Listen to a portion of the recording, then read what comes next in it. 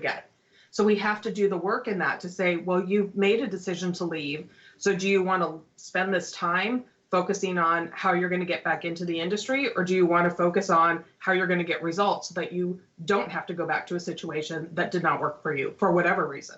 So really, I mean, you have to be all in is basically what you're saying. You've got to be all in, and you've got to believe in what you're doing. Not, oh, well, maybe it's going to fail, and I don't know if I'm going to have enough clients, and what am I going to do about this, and so forth and so on. You're absolutely right. And of course, I think when people get up in the morning, I love your idea of, the three things in the morning, and that, absolutely positively something good is going to happen today kind of thing, because I think people get up and say, oh, what I have on my plate today is unbelievable. So I think I always say I get up with a smile and I go to bed with a smile, and everything in between is just something that happens, Yeah. So, yeah. Exactly. You work with both men and women, and people are always talking about the differences between men and women. So do you think that there's a difference in the approach or a philosophy between them when it comes to living regret-free? I mean, have you found that or not? In some cases, yes, but without getting into stereotypes, because I do think that there are exceptions on both sides. I think the majority of the time when I work with men and I have them do something new or make a recommendation for them to try something new, it's really interesting because there's no fear. It's like, okay, I'll try it. And if it doesn't work, then we'll try something else. Whereas with women, not always, but with women, and this is another thing I appreciate on both sides, is we tend to process. And so we think about what's the impact if I try this new thing. So I find it refreshing on both sides because I love the no fear tactic of, well, I'm all in, so I'm going to roll up my sleeves and I'm going to do it. If it doesn't work, it doesn't work. But I also really appreciate the value of, well, let's think about this and let's process this to make sure that it's the right thing for me. Yeah, that's kind of true. I guess I have both. I felt, at least people have told me, that I have more masculine energy than feminine energy because I've always been black and white and just dove headfirst into everything that I've done. My son, who is very spiritual, hired a spiritual coach for me to develop my softer side. And I will tell you, I have really improved, Gina, but I will not tell you I'm anywhere near I need to be. However, yeah, he has really had a lot of influence on me in that. But you've also said, where I find the greatest resistance, I also find the greatest reward. So what do you mean by that? Well, I will tell you, I mean, like everyone else, I've certainly had situations where I have not been in a good place or, had a series of mishaps or misfortunes. And what I find is when I get into those situations, or if there's something that I'm avoiding, or here's a really easy example. I'm in the middle of a series where I'm teaching the Moms Helping Moms members, and it's a business series. And I've been working with 150 women. It's been extraordinary, but it's a lot of work. And I'm tired at the end of the day. So yesterday I was noticing my Wi-Fi went out, the air conditioner went out, like all these things were happening. Everything I was trying to do in my workday was taking 3 times longer than it should have been. For me, that's what resistance is. It's like I try to push through it. It's like, well, so what if the internet went out? I'm going to figure out how to do it anyway. So what if the air conditioner went out? I'm going to sit here and I'm going to figure this out and I'm just going to push through. But what happens is when I keep pushing and pushing and pushing, it starts to feel like resistance. I start to get angry or annoyed or irritable and all those other things. And what I find is that if I just stop, then I can really pay attention to what's really going on. And oftentimes for me, that push means I just need to take a break. And when I take a break, the ideas come, the solutions come.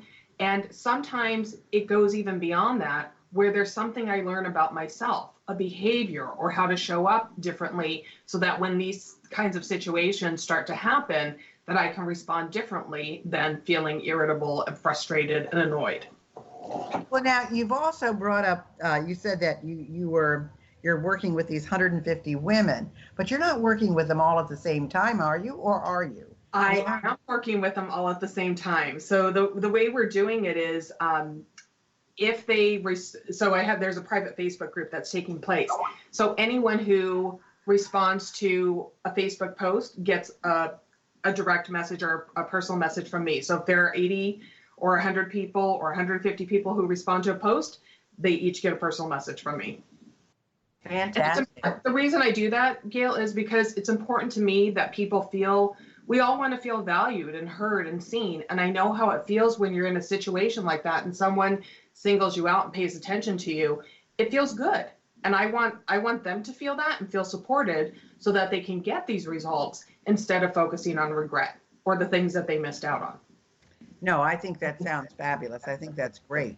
So if people wanted to get in touch with you, Gina, what's the best way to do that? My website is always the best place, and it is very simple. It's Gina, Gina Gomez, GOMEZ.com. Ah, well, that's the best way to reach you. Yes, and if you want to follow me on social media, I have the same handle for all channels, and that is I am Gina Gomez. It sounds like a movie. I am Gina Gomez. Well, then you'll have to be in it. I insist.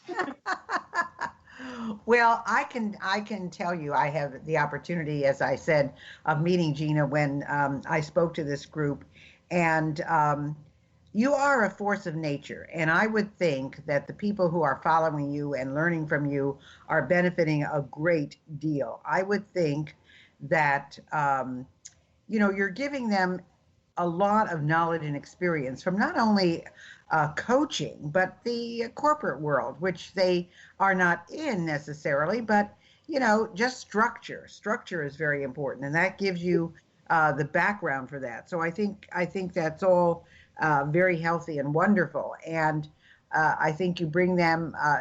But tell us a little bit about this 5 in 5 series on YouTube, 5 questions in 5 minutes. I know you have that trademark. What is that? Sure. So I was a weird kid who, when I was running home from school, after school, running home to my house, just like all my friends would run home and they'd watch cartoons. I would run home and watch shows like Mike Douglas and Phil Donahue because I couldn't understand, most specifically with Mike Douglas, because that was my go-to. I couldn't understand how these comedians and actors would sit around on a set and just laugh for an hour and get paid. And so as I got older, and I never thought of actually doing it for a living, but as I got older and I was trying to figure out how to, I've always had this obsession with talk shows, most specifically late night talk shows over the recent years. But what I started to find was this could be a good vehicle to do something to get some exposure, but also not just for me, but also for the people in the series or on the show.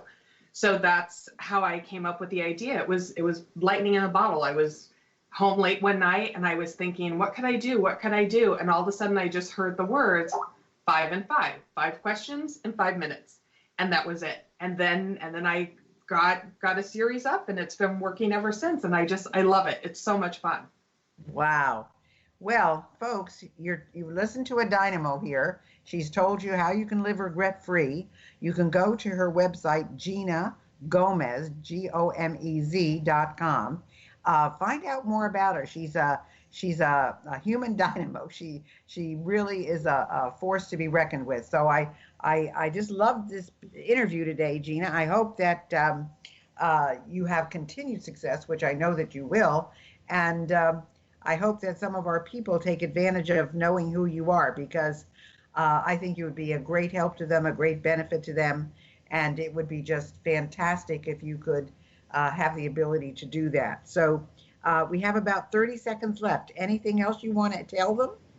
Well, I want to thank you. I want to thank you for having me. And what I want to tell your listeners is if you are thinking about doing something or making a change in your life that's for the better, focus on the positive, because it is possible, and it's possible to have even more than what you think is possible and good in your life. Well, with that, we will wrap it up, and thank you so much for being with us, Gina. Thank you, Gail.